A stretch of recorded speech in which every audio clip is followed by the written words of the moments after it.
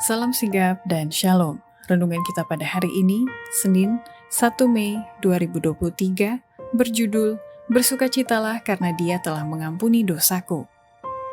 Ayat intinya terdapat di dalam Matius 9 ayat 2. Maka dibawa oranglah kepadanya seorang lumpuh yang terbaring di tempat tidurnya.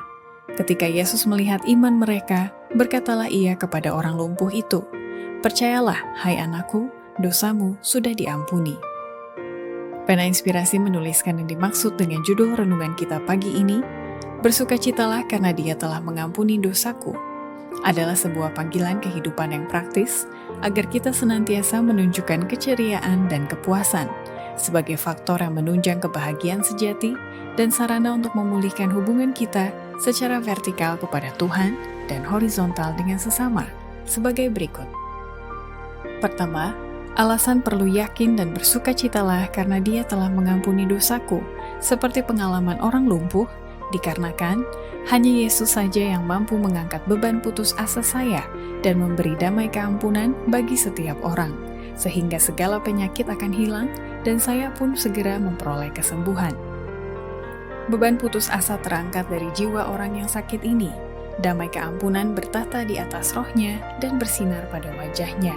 Penyakitnya hilang, dan seluruh tubuhnya diobahkan. Orang lumpuh yang tidak berdaya telah disembuhkan. Seorang berdosa yang bersalah telah diampuni.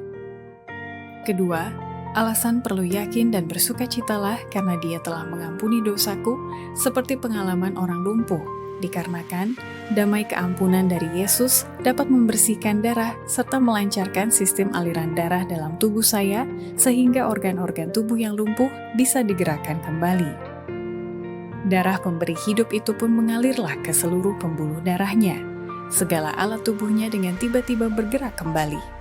Pancaran kesehatan menggantikan bayangan maut. Pada ketika itu juga, bangunlah ia. Diangkatnya tempat tidurnya itu, lalu pergi keluar di hadapan orang sekalian itu.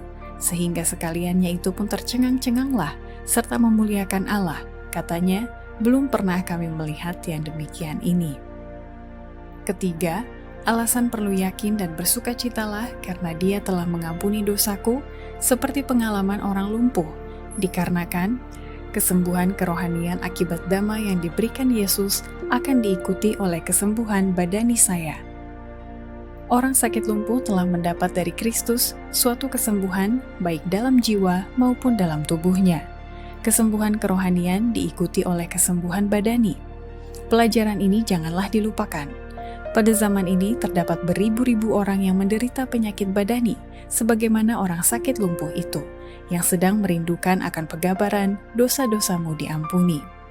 Beban dosa dengan keinginannya yang tidak pernah merasa puas adalah dasar segala penyakit mereka. Mereka tidak akan mendapat kelepasan hingga mereka datang kepada tabib jiwa. Damai yang berasal hanya daripadanya dapat memberikan kekuatan kepada pikiran dan kesehatan kepada tubuh. Keempat, alasan perlu yakin dan bersukacitalah karena Dia telah mengampuni dosaku, seperti pengalaman orang lumpuh, dikarenakan kesucian dan damai yang berasal dari Kristus telah mengembalikan pengharapan orang yang telah putus harapan, sehingga tubuh saya menjadi pulih dan sembuh kembali. Daging tubuhnya yang telah kisut dan hancur itu kini menjadi segar kembali. Ia berjalan dengan tegapnya. Kegembiraan dan pengharapan nyata sekali pada wajahnya, dan suatu kenyataan kesucian dan damai telah mengambil tempat cacat dosa dan penderitaan.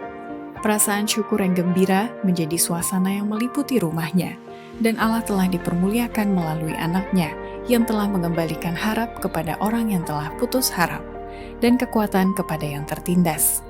Orang ini bersama keluarganya telah sedia menyerahkan seluruh hidup mereka itu bagi Yesus.